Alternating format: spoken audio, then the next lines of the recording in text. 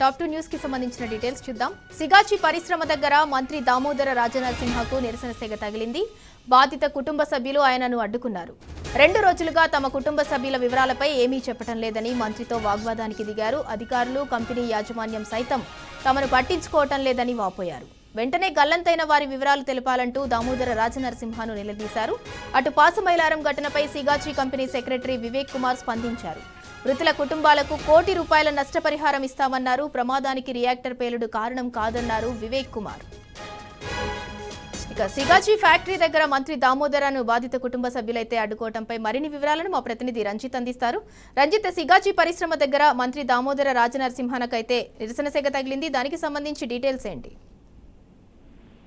సింధూరా, దాదాపు 2 రోజులు పూర్తయి 3వ రోజు కూడా వస్తున్నా సరే ఇంకా శిథిలాల నుంచి మృతదేహాలను తేలికుండా, అంటే ఏదైతే ఇక్కడ జరిగిన ఘటన ఉందో ఆ ఘటనలో వచ్చేసి ఇంకా 11 మంది యొక్క ఆచూకీ తెలవడం లేదని చెప్పేసి బాధిత కుటుంబాలు, వాళ్ళ యొక్క కుటుంబ సభ్యులు కావచ్చు, బంధుమిత్రులు వాళ్ళందరూ కూడా ఆవేదన వ్యక్తం చేస్తూ కూడా రోధిస్తున్న పరిస్థితులు కనబడుతున్నాయి.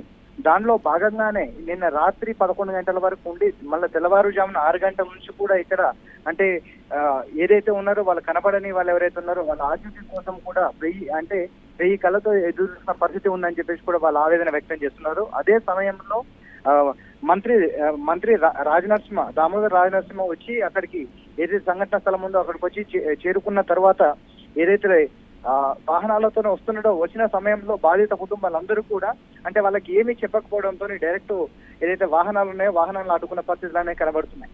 దాంట్లో భాగంగా రాజనరసింహ కావచ్చు ఆ యొక్క కాన్వాయ్ మొత్తం ఆపేసి మా యొక్క బాధిత కుటుంబాలని దాదాపు 24 గంటలు అంటే దాదాపు 2 రోజుల కాంచి ఇక్కడ పడిగాపులు కాస్తున్నా సరే మాకు సమాధానం చెప్పే నాదుడు లేడు, అధికారులు స్పందించట్లేదు, పోలీస్ యంత్రాంగం స్పందించట్లేదు, ప్రభుత్వం కూడా అందించట్లేదు. అంటే ఎవరు సహాయక చర్యలు చేపడుతున్నారు, మా బాధిత కుటుంబాలకు ఆచూకీ తెలిపే నాదుడే కరవేయడానికి కూడా వాపోయించారు.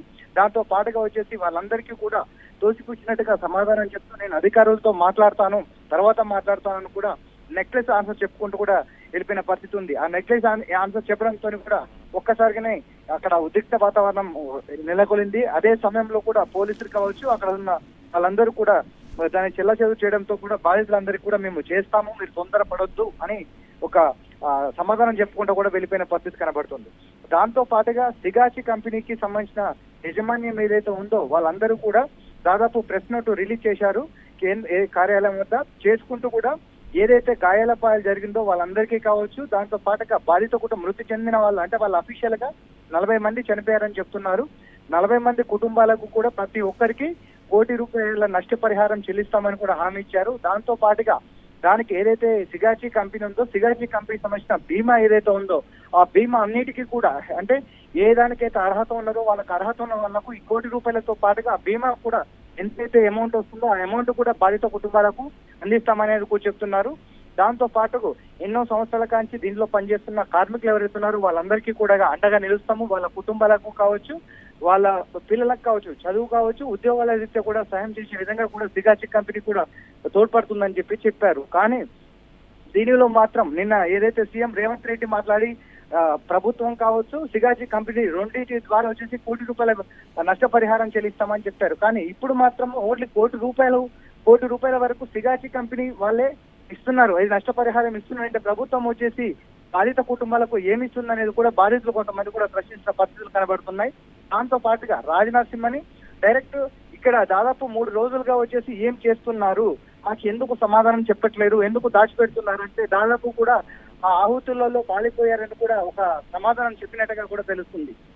ప్రత్యూష, అయితే రంజిత్, ప్రమాదానికి రియాక్టర్ పేలుడైతే కారణం కాదు అని చెప్పేసి కంపెనీ సెక్రటరీ వివేక్ కుమార్ అంటున్నారు. మరి ప్రమాదానికి గల కారణాలేంటి?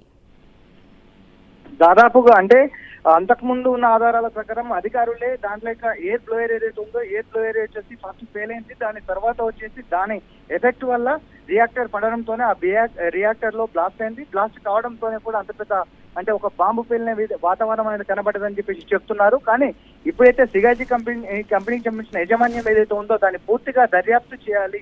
రియాక్టర్ పేలడం వల్ల ఇది జరగలేదు, లోపల అంటే దాని రియాక్టర్ లో కావచ్చు కంపెనీలో ఉన్న టెక్నికల్ ఫెయిల్యూర్ వల్ల జరిగిందా, రియాక్టర్ వల్ల జరిగిందా అనేది కూడా పోలీసులు కావచ్చు అధికారులు అనేది దాన్ని ఏదైతే ఇన్వెస్టిగేషన్ తర్వాత పూర్తి వివరాలు తెలుస్తాయని చెప్పేసి కూడా సిగాచి పరిస్థితి వాళ్ళు చెప్తున్నారు. కానీ ఇప్పటికే దాదాపు ఏదైతే 40 మంది ఏదైతే ఉన్నాయో 40 మంది మృతదేహాలు ఏదైతే ఉన్నాయో దానిలో 18 మంది DNA ఆధారంగా కూడా కుటుంబ సభ్యుల సహకారంతో వాళ్ళందరినీ కూడా కుటుంబ సభ్యులతోని ఇంటి వరకు కూడా క్షేమంగా పంపించిన పరిస్థితులు ఉన్నాయి మృతదేహాలని. కానీ దానితో పాటు ఇంకా 24 అంటే 18తో పాటుగా ఇంకొక 24 ఏదైతే ఉన్నాయో 24 మృతదేహాలకు కూడా ఇప్పటికీ దాంట్లో 16కు మాత్రం DNA టెస్ట్ పూర్తయినట్లుగా చెప్తున్నారు. ఇంకా మిగిలినవి కూడా DNA టెస్టుల ఆధారంగా కావచ్చు, గుర్తింపు ఆధారంగా కూడా ఈ రోజు సాయంకాలానికి రేపు ఉదయానికే కూడా ఆ డెడ్ బాడీలు అనేది కూడా వాళ్ళ కుటుంబ సభ్యులకు స్వాధీనం చేసే పరిస్థితులు కనబడుతున్నాయి. Right thank you Ranjith.